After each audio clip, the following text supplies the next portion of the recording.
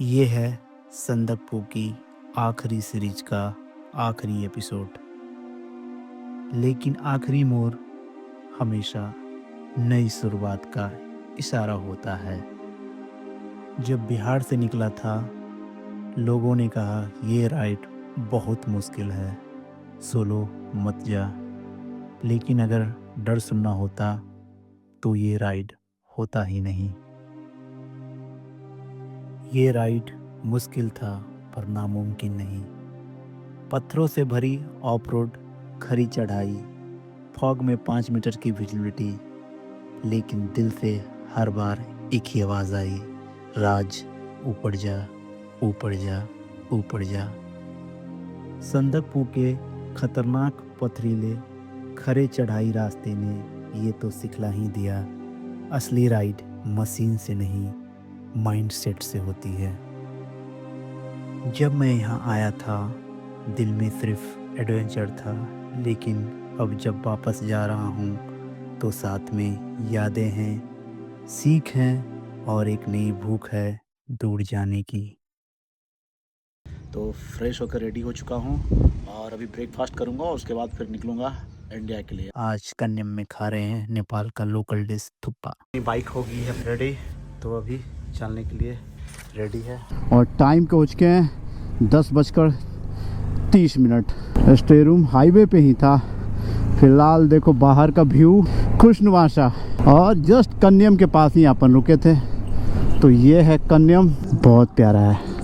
कन्यम की ये ठंडी हवाएं, चाय बगानों की खुशबू और ये खूबसूरत सड़कें, ये पल वाकई बहुत अच्छे हैं।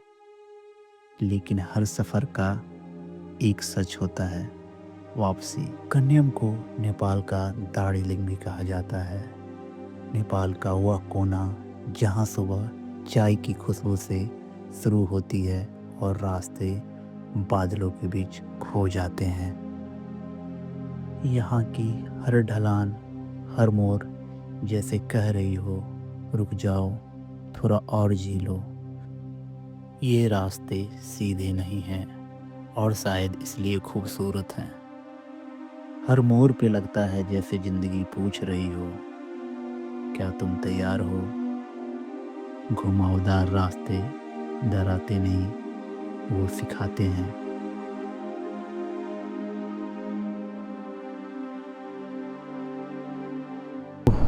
बस अपनी धन्नो घर तक साथ दे, उसके बाद कुछ प्रॉब्लम होगा तो देख लेंगे।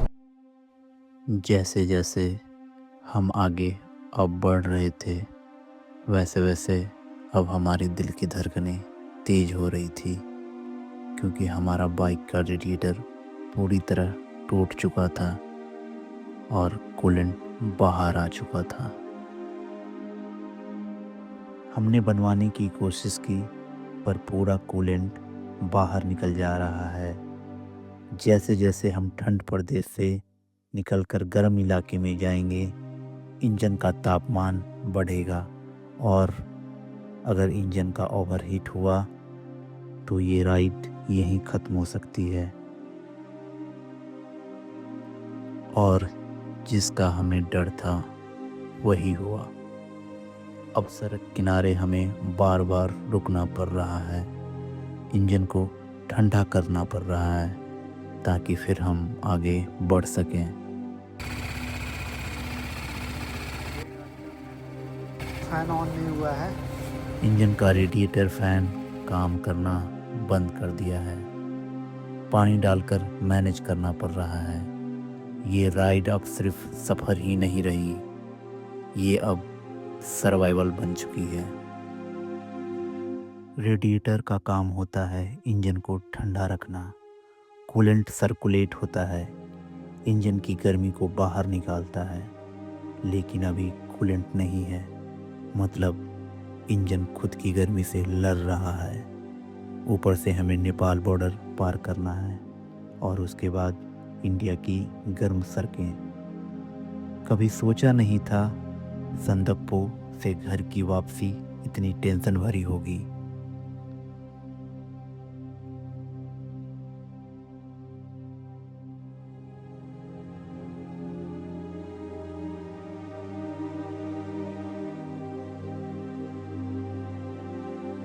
अभी भी सफ़र मीलों दूर था। कुछ समय यहाँ बिताने के बाद हम बॉर्डर की तरफ निकल पड़े। अब यहाँ से मुझे 10 किलोमीटर पड़ेगा बॉर्डर, तो यहाँ से हम मुड़ जाएंगे बॉर्डर की तरफ।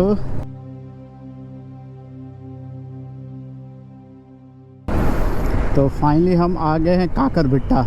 भाई साहब बॉर्डर एरिया आ चुके हैं।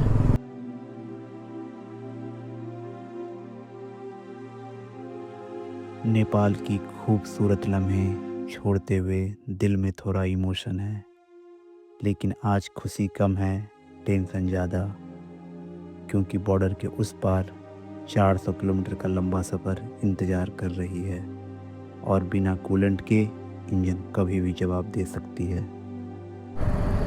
हो इंडिया आ चुके गाइस। गर्मी काफ़ी है इंडिया में। हाँ, अब सही तरीके से गाड़ी हिट ना हो, क्या एक कूलिंग का इश्यूज है, पर कोई नहीं। इतनी देर तक धन्नो साथ दी है तो अब भी दे ही देगा। अररिया यहाँ से 109 किलोमीटर है। 479 पटना, ओके। किशनगंज 89, तो ऑलमोस्ट 480 किलोमीटर का राइड करना पड़ेगा आज। कोई नहीं, देखते हैं। और टाइम पहुँच के 1:05। तो फिलहाल गाड़ी भगाते हैं। बॉर्डर क्रॉस करके अपनी गाड़ी का इंजन थोड़ा ठंडा किया। अब पहाड़ पीछे छूट चुके हैं, सामने लंबी सीधी सड़क है और हर किलोमीटर के साथ मैं बस एक ही दुआ कर रहा हूँ, बस मेरी धन्नो पटना तक पहुँचा दे। मुजफ्फरपुर 247 और पटना 324, दरभंगा 185। तो भैया 324 किलोमीटर और दूरी तय करने हैं हमें। कभी कभी राइड सिर्फ जगहों की नहीं होती, ये खुद को टेस्ट करने की होती है। जब मशीन जवाब देने लगे और रास्ता लंबा हो, तब पता चलता है राइडर कौन है।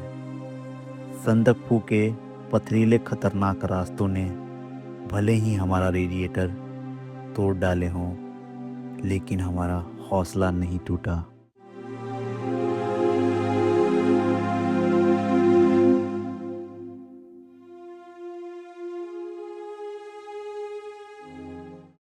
तो फाइनली गाइस हम पटना पहुंच गए।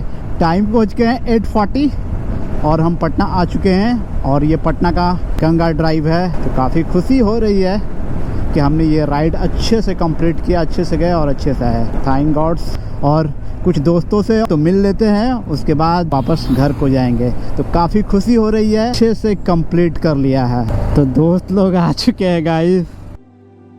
अगर रास्ता आसान हो तो हर कोई राइडर बन जाता है, लेकिन जब रेडिएटर फूट जाए, जब कूलेंट ख़त्म हो जाए, जब हर किलोमीटर डर दे और फिर भी आप घर पहुंच जाएं, तब लोग आपको नाम से नहीं जुनून से पहचानते हैं। पटना मैं लौट आया, टूटा हुआ रेडिएटर लेकर, लेकिन अटूट हौसला लेकर।